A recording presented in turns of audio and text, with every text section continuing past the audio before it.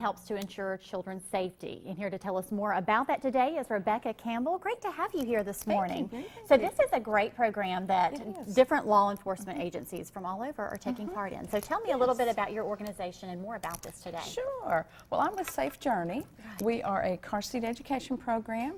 We are 100% grant funded from the Tennessee Highway Safety Office, but we're fiscally managed here at the Hamilton County Sheriff's Office.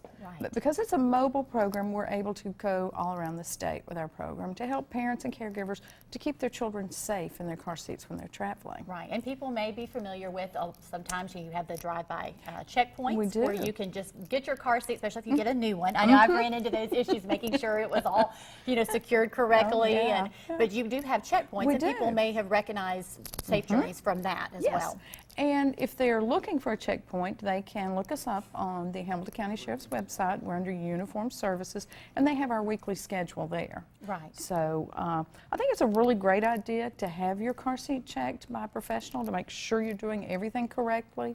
In Tennessee, our misuse rate, it runs around 84%, which is a lot. And a lot of those misuses can cause the car seat or the booster seat not to work effectively in a crash. Okay, so tell me now, let's fast forward, let's talk about kind of some of the most recent news when you are partnering with some of these local law enforcement, because there are times in emergency situations where children have to ride in patrol cars. And you want to make sure, of course, if they're in a safety vehicle like that, they are safe. So talk to me a little bit about that. Sure, I'd love to.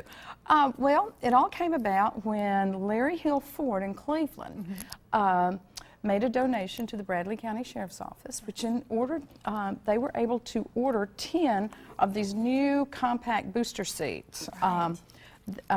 And what they've done is they've strategically placed them in patrol cars for that instance, as you referred to, if a child needs to be transported and they don't have a car seat or a booster seat with them.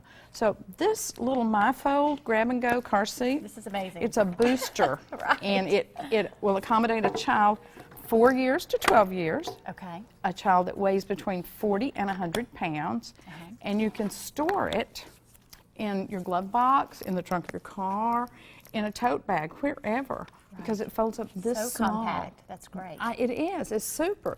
And the problem with patrol cars is they're required to carry so much equipment. They don't have room for your traditional car seat or booster seat. And as you can see, this one's 10 times smaller than your traditional booster seat. So it was a great idea that was just kind of hatched. The plan was hatched out, and Larry Hill Ford jumped in and said, hey, we'll support it. So they're one of the first, but do you see this going nationwide? I see a lot of potential here, I really do. And the other potential thing that I see here is this fits in a child's backpack. And children can carry it. Great, because there are times, that when like a grandparent might be picking them up, and I remember going through that thinking, oh no, I've got the car seat. What am I going to do? How am I going to get that big thing to her? So that would work. The whole carpooling thing from school. Yes. If your child has this in their locker or in their backpack, they can go home with someone else and travel safely. Right. Can parents are they ready yet? Yes, they're ready. They're ready. They've been on the market for almost a year now. And they can order them from Amazon or from myfold.com. But in the fall, I've been told by John Sumroy, the creator of this, who was in Bradley County recently, that they should be available by the end of the summer at Target, Bye Bye Baby, Babies R Us, and Walmart.com. Great. And they're under $50.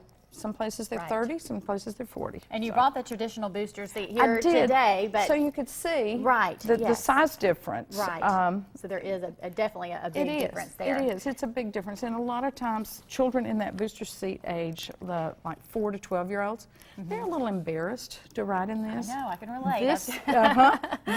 There's no need to be embarrassed. It's virtually invisible, but it provides some protection. It still provides that protection. It does. That's so important. Let me ask you quickly, we're running out of time here, but do you have checkpoints throughout the summer if parents still have questions about their car seats? Yes, we do. We're in Hamilton County every Tuesday, and if you look on the Hamilton County Sheriff's website, you can find our schedule for every Tuesday. All right, give us that website again. We have a graphic there. Oh, great. It's hcsheriff.gov.